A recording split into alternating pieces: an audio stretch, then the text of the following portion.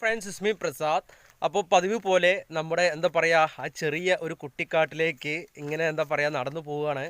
അപ്പോൾ എനിക്ക് ചെറിയൊരു തോട്ട്സ് എൻ്റെ ചിന്തകളിലൂടെ കുഞ്ഞു കുഞ്ഞു കാര്യങ്ങൾ കടന്നു പോകുകയാണ്. അപ്പോൾ എനിക്കത് നിങ്ങളോടൊന്ന് ഷെയർ ചെയ്താലോ എന്ന് ഞാനിങ്ങനെ ആഗ്രഹിച്ചപ്പോഴാണ് എന്നാൽ ഇനി ഒന്നും നോക്കണ്ട, അതങ്ങ് ഷെയർ ചെയ്തേക്കാം എന്ന് എനിക്ക് തോന്നിയത്. അപ്പോൾ ഒരു കുഞ്ഞു കാര്യം പറഞ്ഞാലോ, നിങ്ങളത് മുഴുവനായി കേൾക്കുമല്ലോ.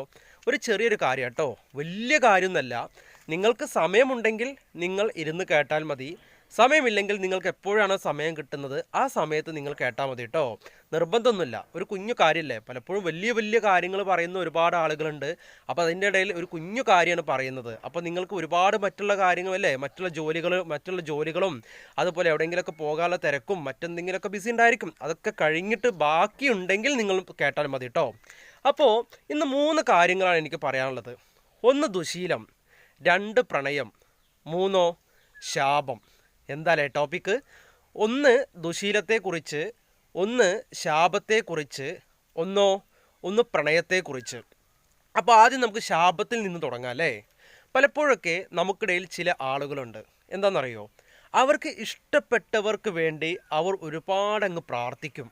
അവൻ ഇങ്ങനെ ഡെവലപ്പ് ആവണം, അവൾ ഇങ്ങനെ ഡെവലപ്പ് ആവണം, അവൾക്ക് ആപത്തുകളൊന്നും സംഭവിക്കരുത്, അവന് ആപത്തുകളൊന്നും സംഭവിക്കരുത്, എനിക്ക് ആപത്തുകളൊന്നും സംഭവിക്കരുത് എന്ന് ഇഷ്ടപ്പെട്ടവർ അവർക്ക് ആരോടാണോ ഇഷ്ടം അവർക്ക് ഒന്നും സംഭവിക്കരുത് എന്ന് പ്രാർത്ഥിച്ച് നടക്കുന്ന ആളുകളുണ്ട്. എന്നാൽ അവർക്ക് ഇഷ്ടമില്ലാത്തവരാണെങ്കിൽ നശിച്ചു പോകണം, ഒരിക്കലും ഗുണം പിടിക്കരുത്, ജീവിതത്തിൽ യാതൊരു കാരണവശാലും രക്ഷപ്പെട്ടു പോകരുത് എന്ന് ചിന്തിക്കുന്ന ഇത്തരക്കാരുണ്ട്. ഇത്തരത്തിൽ നിരന്തരം പറഞ്ഞു നടക്കുന്നവരുണ്ട് നമുക്കിടയിൽ. ഒന്ന് ചിന്തിച്ച് നോക്കിയേ. ഒരേ സമയം അവർക്കിഷ്ടപ്പെട്ടവർക്ക് വേണ്ടി പ്രാർത്ഥിക്കുകയും അതേസമയം അവർക്കിഷ്ടമില്ലാത്തവർക്ക് വേണ്ടി അവർ ശപിക്കുകയും ചെയ്യുകയാണ്. ഒന്ന് ആലോചിച്ച് നോക്കൂ. ഒരേ വായ കൊണ്ട് അല്ലേ, നമ്മളെ വായ കൊണ്ട് ഒന്ന് ചിന്തിച്ച് നോക്കൂ. നമ്മൾ നല്ലതും പറയുന്നു, അതേപോലെ തന്നെ ചീത്തയും പറയുന്നു. ദൈവം യഥാർത്ഥത്തിൽ ഏതാണ് അനുസരിക്കുക? ഒന്ന് ചിന്തിച്ച് നോക്കൂ. ഇത്തരത്തിൽ പ്രാർത്ഥിക്കുന്ന, ഇത്തരത്തിൽ നിരന്തരം പറഞ്ഞു നടക്കുന്ന ആളുകളുണ്ടല്ലോ, അവരുടെ ഏത് വാക്കാണ് യഥാർത്ഥത്തിൽ ദൈവം സ്വീകരിക്കുക? ഒന്ന് ചിന്തിച്ച് നോക്കൂ. നമ്മളൊക്കെ ദൈവവിശ്വാസികളല്ലേ, ദൈവവിശ്വാസികളുമുണ്ട്. എന്നാൽ ഞാൻ ഒരു കുഞ്ഞു കാര്യം പറയട്ടെ. ഇത്തരത്തിൽ അമിതമായ ചില ദൈവവിശ്വാസികൾ ഇത്തരത്തിലുള്ള ചില പ്രവണതകൾ കണ്ടിട്ടാണ് ചിലരെങ്കിലും ചില കുടുംബത്തിൽ നിന്ന് നിരീശ്വരവാദത്തിലേക്ക് പോകുന്നത്, അവർ വിശ്വാസമില്ലാത്തൊരവസ്ഥയിലേക്ക് പോകുന്നത്. ദൈവത്തെ വിശ്വസിച്ചുകൊണ്ട് ദൈവത്തോട് പറയാണ്, ഇന്ന ആളുകൾ രക്ഷപ്പെടണം, ഇന്ന ആളുകൾ ഇന്ന ആളുകൾ ഒരിക്കലും ഗുണം പിടിക്കരുത്, രക്ഷപ്പെടരുത്, അത് നീറി അത്രയ്ക്കും നശിച്ചു പോകണമെന്ന് ചിന്തിക്കും ഇത്തരക്കാർ. അത് ആരൊക്കെയാണെന്നുള്ളത് നിങ്ങൾ ചിന്തിച്ചാൽ മതി കേട്ടോ. അടുത്തത് എന്താണെന്നറിയോ? പക്ഷേ അതിൻ്റെ വലിയൊരു പ്രശ്നം എന്താണെന്ന് വെച്ചാൽ, ഇങ്ങനെ ചിന്തിക്കുമ്പോൾ എന്താണ് ഇവർക്ക് ഇതിൽ നിന്ന് കിട്ടുന്ന സന്തോഷം, ഇവർക്ക് ഇതിൽ നിന്ന് കിട്ടുന്ന ആനന്ദം എന്നുള്ളത് എനിക്കറിയില്ല, ഇത്തരക്കാർക്ക് അറിയുള്ളൂ കേട്ടോ. അപ്പോൾ ഇങ്ങനെ എന്തെങ്കിലുമൊക്കെ നമുക്ക് എൻ്റെ ഈ വോയിസ് കേൾക്കുന്ന ആരെങ്കിലും ഇത്തരത്തിലൊക്കെ ചിന്തിക്കുന്നവരുണ്ടെങ്കിൽ നിങ്ങളൊരു കാര്യം മനസ്സിലാക്കിയാൽ മതി. നിങ്ങൾക്ക് മാത്രമല്ല ദൈവം, മനസ്സിലാക്കിക്കോളൂ. നിങ്ങൾക്ക് മാത്രമല്ല ദൈവം എന്ന് പറയുന്നത് ഈ പ്രപഞ്ചം മുഴുവൻ സൃഷ്ടിക്കപ്പെട്ടവനാണ്. മനസ്സിലായോ? ഈ പ്രപഞ്ചം മുഴുവൻ സൃഷ്ടിക്കപ്പെട്ടവനാണ്. അവനറിയാം ആർക്ക് എന്ത് കൊടുക്കണം, എപ്പോൾ കൊടുക്കണം, ഏത് രീതിയിൽ കൊണ്ടുപോകണം എന്നുള്ളത് അവനറിയാം. അതുകൊണ്ട് നിങ്ങൾ കുറേ ശപിച്ച് നടന്നുകൊണ്ടൊന്നും ഇത്തരക്കാർക്ക് നല്ലത് സംഭവിക്കില്ല, എന്നാൽ ഇത്തരത്തിൽ മോശം സംഭവിക്കില്ല കേട്ടോ. അപ്പോൾ നമ്മളൊരു കാര്യം പറഞ്ഞാൽ മതി, നല്ലത് മാത്രം സംസാരിച്ച് നമ്മൾ രക്ഷപ്പെടും. എന്താണെന്നറിയോ? മറ്റുള്ളവർ മോശം കാര്യങ്ങൾ പറയുമ്പോൾ നമ്മൾ മോശത്തിലേക്ക് പോകും, നല്ല കാര്യങ്ങൾ പറയുകയാണെങ്കിൽ നമ്മൾ രക്ഷപ്പെടും. പിന്നെ അടുത്ത 2ാമത്തെ പോയിന്റ് എന്താണെന്ന് വെച്ചാൽ പ്രിപ്പയർഡ് അല്ല കേട്ടോ. ഞാൻ ഇങ്ങനെ എൻ്റെ മനസ്സിലൂടെ ഇങ്ങനെ കടന്നു പോയപ്പോൾ ജസ്റ്റ് അങ്ങ് പറഞ്ഞു പോവണം. അടുത്ത പ്രണയം. ചില ആളുകളുണ്ട് പ്രണയത്തിൽ വീഴും അല്ലേ. അവർ ഏതെങ്കിലും ഒരു വഴിയിൽ വെച്ച് ഒരു സുന്ദരിയായൊരു പെണ്ണിനെ കാണും, ഏതെങ്കിലും ഒരു വഴിയിൽ വെച്ച് സുന്ദരനായൊരു പയ്യനെ കാണും. എന്നിട്ട് ഇതുവരെ അവർക്ക് അതിൻ്റെ മുൻപേ ഒരുപാട് കോണ്ടാക്ട്സുകൾ ഉണ്ടാകും, കുടുംബമായി ബന്ധങ്ങളും കാര്യങ്ങളും ഒരുപാട് സൗഹൃദമൊക്കെ ഉണ്ടായിരിക്കും. ഈ ഒരു പ്രണയം ഇവരുടെ തലയിൽ വന്ന് വീണ് കഴിഞ്ഞാൽ ചില ആളുകൾ കേട്ടോ അവരെന്ത് ചെയ്യും? അത്രയും നാളുണ്ടായിരുന്ന കോണ്ടാക്ട്സ് മൊത്തം പതിയെ ഇങ്ങനെ ഒഴിവാക്കിക്കൊണ്ടിരിക്കും.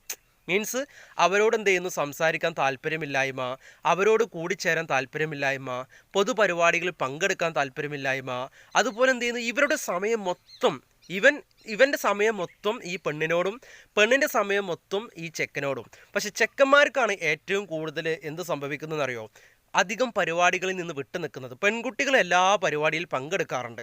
മീൻസ് അതായത് നമുക്ക് ഈ ഒരു പ്രണയത്തിൽ വീഴുന്നതിൻ്റെ മുൻപ്, ഒരു പ്രണയത്തിൽ അകപ്പെടുന്നതിന് മുൻപ് പെൺകുട്ടികൾക്കും ഒരുപാട് കോൺടാക്ട്സ് ഉണ്ടാവും, ആൺകുട്ടികൾക്കും ഉണ്ടാവും. ആൺകുട്ടികൾ എന്ത് ചെയ്യുന്നു? ഈ പെൺകുട്ടിയെ മാത്രം ഡിപ്പെൻഡ് ചെയ്തു ജീവിക്കുകയാണ്. എന്നാൽ പെൺകുട്ടികൾ അവർക്കുള്ള കോൺടാക്ട്സും അവരുള്ള ബന്ധങ്ങളും കാര്യങ്ങളൊക്കെ അവർ എന്താ പറയുക, അവർ പോകും, പരിപാടിക്ക് പോകും, ഉത്സവത്തിന് പോകും, അല്ലെങ്കിൽ എന്താ പറയുക ബാക്കിയുള്ള എല്ലാ പരിപാടിക്കും അവർ പോകും. പക്ഷെ പയ്യന്മാരാണ് അവർക്കൊന്ന് മതി മറന്നു പോവുകയാണ്. മീൻസ് അവരെന്താണോ ചിന്തിക്കുന്നത്, അവരെന്താണോ ചെയ്യുന്നത് എന്നുള്ളത് അത്ര നാൾ അവരെ കണ്ടിരുന്ന, അല്ലെ അവരെ എന്താ പറയുക അനുഭവിച്ചിരുന്ന ചില ആളുകൾക്ക് പുറമേ ഉള്ളവർക്ക് അറിയാം. പക്ഷേ ഇവർക്ക് വിചാരിക്കും എന്താ പറയുക, അവരുടെ ആറ്റിറ്റ്യൂഡൊക്കെ കംപ്ലീറ്റ് മാറും. മനസ്സിലായോ? അവർ പെട്ടെന്ന് അവരുടെ ചില പ്രവർത്തനങ്ങൾ വേഗം തീർക്കുന്നു, ചില പ്രവർത്തനങ്ങൾ ചെയ്യുന്നില്ല, അമിതമായി പുറത്തേക്ക് പോകുന്നില്ല. ഇനി അഥവാ പുറത്തേക്ക് പോയി കഴിഞ്ഞാൽ റൂമിൻ്റെ ഉള്ളിൽ അനവധി സമയം അടച്ചിട്ട് ഇരിക്കും. അതുപോലെ ഒരുപാട് വ്യത്യസ്ത രീതിയിലുള്ള എന്താ പറയുക ഒരു വൃത്തികെട്ടൊരു ആറ്റിറ്റ്യൂഡ് എന്താ പറയുക സ്വീകരിക്കുന്ന ചില ആളുകളുണ്ട്. പക്ഷേ ഇത്തരക്കാരുടെ ആ ഒരു പ്രണയം തകരുമ്പോൾ ഇത്തരക്കാരാണ് മാനസിക വൈകല്യവും മാനസികമായ പിരിമുറുക്കവും ഒക്കെ സംഭവിക്കുന്നത്. പിന്നെ ഇത്തരക്കാർക്ക് എന്ത് ചെയ്യുന്നു? പെട്ടെന്നൊന്നും മാനസിക പിരിമുറുക്കത്തിൽ നിന്ന് രക്ഷപ്പെടില്ല കേട്ടോ. അതുകൊണ്ട് പ്രണയിച്ചോളൂ, പ്രണയിക്കേണ്ട എന്ന് പറയുന്നില്ല.